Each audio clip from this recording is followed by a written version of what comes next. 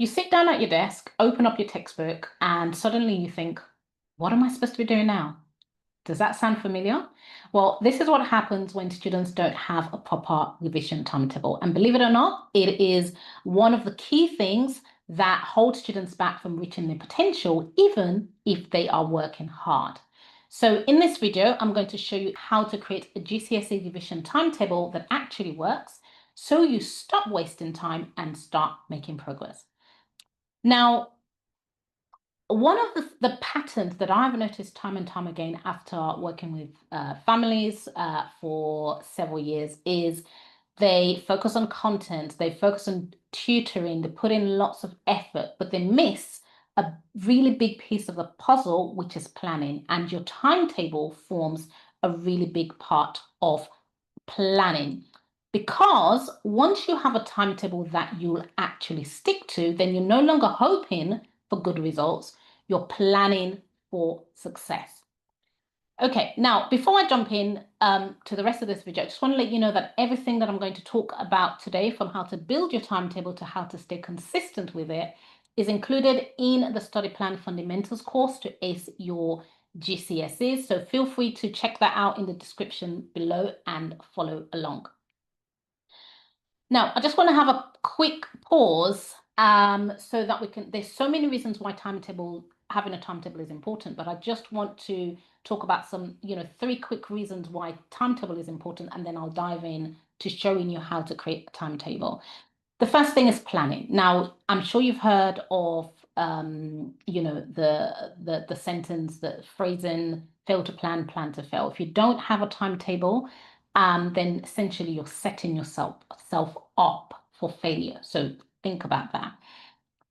Secondly, organization. If you have a timetable, it helps you to be organized. It helps you to know which subjects you should be focusing on and which topics you should be focusing on. So it really sets you up for success. And thirdly, accountability. It helps you to stay consistent and focused, and it helps you to stick to your deadlines. Now, before I go ahead and show you how to create a timetable, I just want to quickly show you what, I just want to quickly give you an example of a bad timetable. Okay, so you should see that now. So this is an example of a bad timetable. I want you to have a look at it and think about, why is this a bad timetable? Why is this something that might not be very efficient, okay, in terms of revision? Well, firstly, you can see there that it's packed from 5 p.m. to 9 p.m. daily, every day. That is 4 hours of studying, 7 days a week. It's just unrealistic, right? And what that means is there are no breaks, there's no me time, there's no breathing space. And of course, with a timetable like that, you're going to start with good intentions, but by the end of the week, you are going to give up. So what does a good timetable look like, right? All right, so this is where I'm now going to talk about how to create a timetable. Key thing, step 1 is you need to add your me time first. So you need to put yourself first, okay?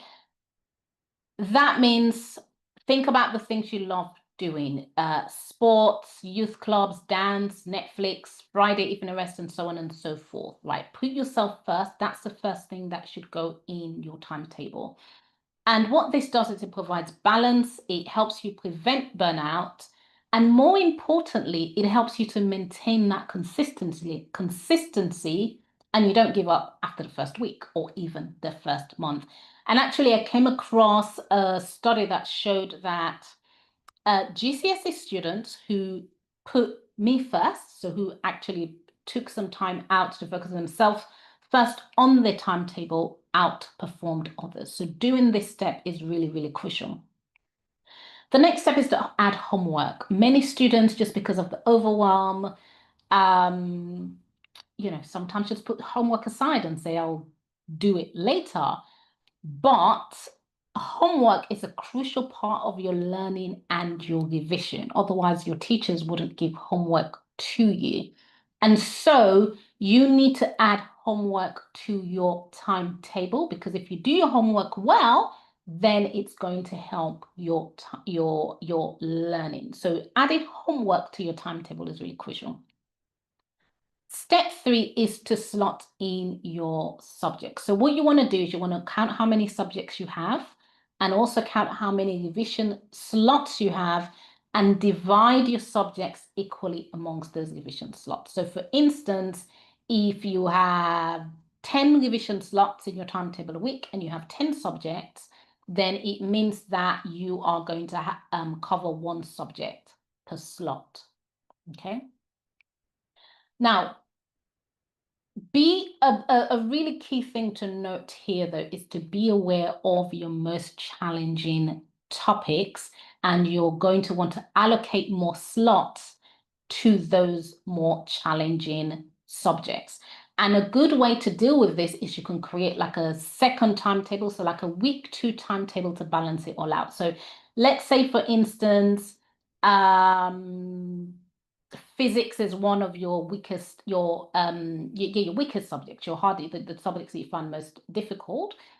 You can have in week 1, you can have 2 physics slots instead of 1, and then in week 2, you can have 1 physics slot.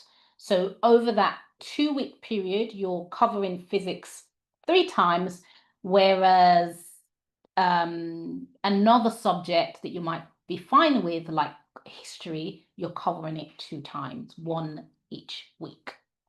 Okay. Now, as a science teacher, something that I think is really, really important to get in at this point is please, please, please, please, please do not treat combined science as one subject, because combined science is not one subject. It is 3 separate subjects: biology, chemistry, and physics. So when you are doing your timetable and inputting your subjects in your timetable, please separate out the science subjects, because it's going to give you time to cover them all. And it's also going to help you see which of the science subjects you struggle with the most. Okay. Now, aim for 2 hours maximum when you on your timetable. So 2 hours maximum a day, 5 days a week. And when I say maximum, I mean maximum. I don't mean you need to revise 2 hours every single day. Maximum. And then as you're having mocks and exams, as it comes closer to that, then you want to increase it up to 3 to 4 hours. So hopefully you can see there how, the timetable is a little bit balanced. Actually, what I'm going to do here is I'm going to quickly share timetable that I did with one of my students. So I'm just going to sort of quickly share this. So this was the same student, and this was her initial timetable that she gave me, where she just completely piled it up.